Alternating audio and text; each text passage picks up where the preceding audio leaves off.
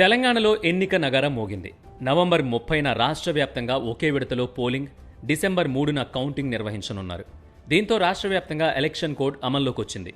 అసలు election code అమల్లోకి వచ్చాక పాటించాల్సిన నిబంధనల గురించి ఒకసారి తెలుసుకుందాం.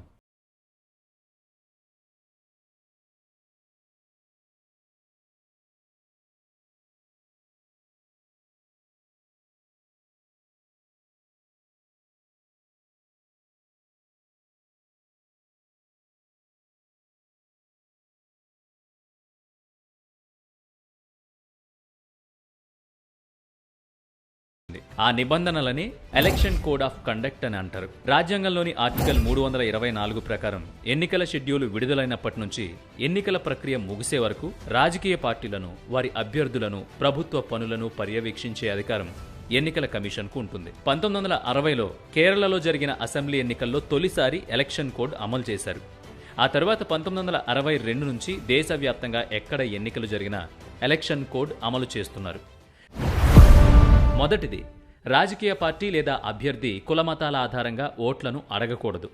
అందుకే ఆలయాలు, మసీదులు, చర్చిలు మరియు ఇతర మతపరమైన ప్రదేశాలను ఎన్నికల ప్రచారానికి ఉపయోగించకూడదు. రెండవది, వివిధ వర్గాల ప్రజల మధ్య ద్వేషం లేదా ఉద్రిక్తత వాతావరణం సృష్టించేలా ఉండే కార్యక్రమాల్లో పాల్గొనకూడదు. మూడవది, అభ్యర్థులకు తమ ప్రతిపక్ష పార్టీల విధానాలు మరియు పథకాలను విమర్శించే హక్కు ఉంటుంది. కానీ అభ్యర్థుల వ్యక్తిగత జీవితం లేదా కుటుంబంపై ఎలాంటి వ్యాఖ్యలు చేయకూడదు. నాలుగవది, ఓటర్లను బెదిరించడం, లంచాలివ్వడం, పోలింగ్ బూత్లకు 100 మీటర్ల దూరంలో ప్రచారం చేయడం, పోలింగ్ జరిగిన 48 గంటల్లోపు బహిరంగ సభ నిర్వహించడం, ఓటర్ల కోసం పోలింగ్ బూత్లకు రవాణా ఏర్పాట్లు చేయడం నిషేధం.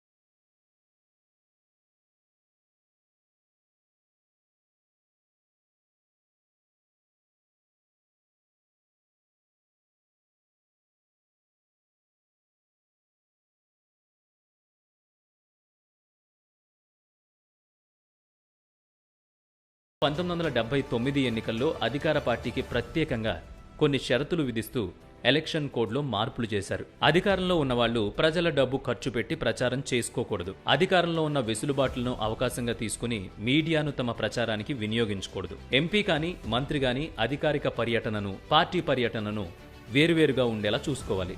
మంత్రులు లేదా ఇతర